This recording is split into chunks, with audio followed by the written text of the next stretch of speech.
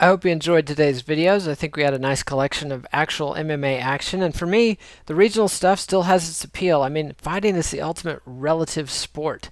It doesn't matter if both guys in the ring are not at the top level, as long as they're at comparable levels and have enough skill and power to actually fight. If the two guys are competitive, they can put on a fight as classic or better than the UFC championship level fights. It's all about the matchup, folks. It's about styles, it's about heart, it's about entertainment. And I think today's fights had that all put together. And for entertainment, I don't think you can beat Dana White cursing.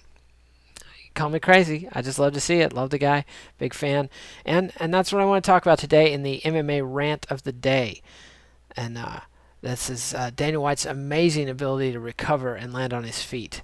Of course, obviously, at UFC 151, they had some disasters when Dan Henderson pulled out of the fight with only gave him a couple days' notice, 8 days' notice, or 3 days' notice if you listen to Greg Jackson. And John Jones, the champ, wouldn't take the substitute fight they lined up for him against Chael Sonnen. Card went down in flames. When the news broke day before yesterday that featherweight champ Jose Aldo and light heavyweight star Rampage Jackson were both pulling out of the card, thereby killing the main event and the co-main event of UFC 153 with barely a month's notice.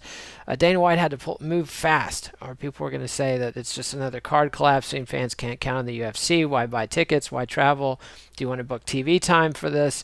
Etc., etc. Dana White pulled some rabbits out of the hat. First off, he got Antonio Rodrigo Nogueira against Dave Pee Wee Herman.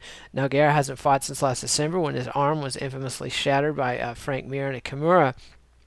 And Nogueira was supposed to fight at UFC 149 in Canada against Chet Congo, had to pull out because his arm wasn't healed yet. Now he says he's ready to fight. Dave Herman is a fine opponent for him. Herman's coming off a two-fight losing streak, but Nogueira's coming off a loss too, and I think it'll be a good one, especially for the Brazilian fans.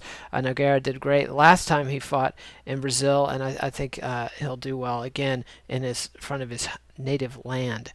And that's just the starters. Then they found an opponent for Glover Teixeira, who they're keeping in the co-main event. I would have thought they would have put Nogueira Herman as the co-main, but they're really pushing Teixeira, and I think that's a smart move. He came out, looked like a killer in his UFC debut, knocking Kyle Kingsbury the fuck out. And now he's going to be fighting Fabiano Maldonado, who's a tough boxer, who's had some hard luck in the UFC, gotten some decisions that went against him that probably shouldn't have, has had some opponents cancel on him, some other things. So this is a big break for Maldonado. We'll see if he can make the most of it, but it should be a coming out party for Teixeira.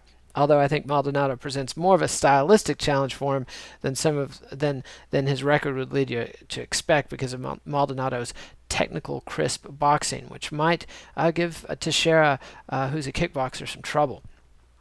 Kickboxer who trains with Chuck Liddell's coach in the pit, and a longtime training partner of Chuck Liddell. So Teixeira is a blue chipper, a little old for a prospect in the UFC. His visa troubles kept him out of the UFC for years. But anyway, it's great to see them getting him a fight. And then for the headliner, they pulled Anderson Silva, the UFC middleweight champion, who's last fight was at UFC 148 when he beat Chael Sonnen in the biggest UFC of the year. This will be his return to Brazil for his first, I believe, his second fight in front of Brazilian fans as a UFC star.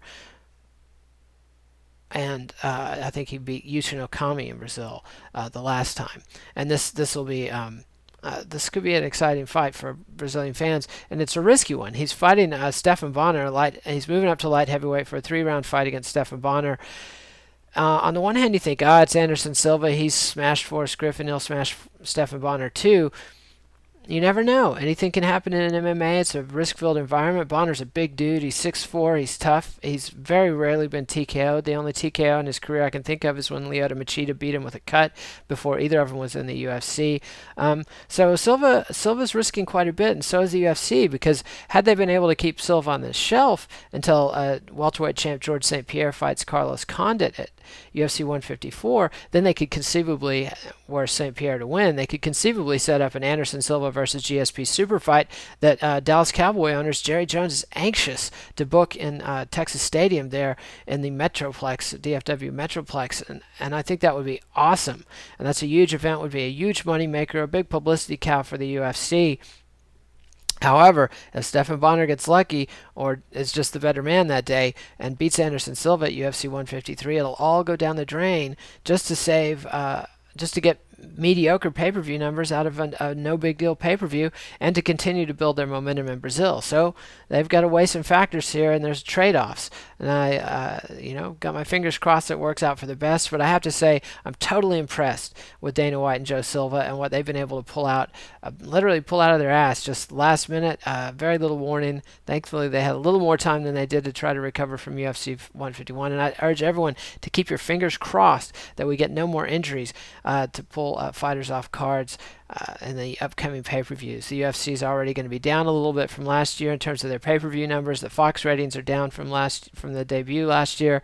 So they need some good news, and I think that Dana White and Joe Silva did an amazing job to pull the Anderson Silva Stephan Bonner fight, put that together, and get that for the Brazilian fans at UFC 153. Anyway, that's my rant for the day. We'll be back tomorrow with more Your MMA of the Day.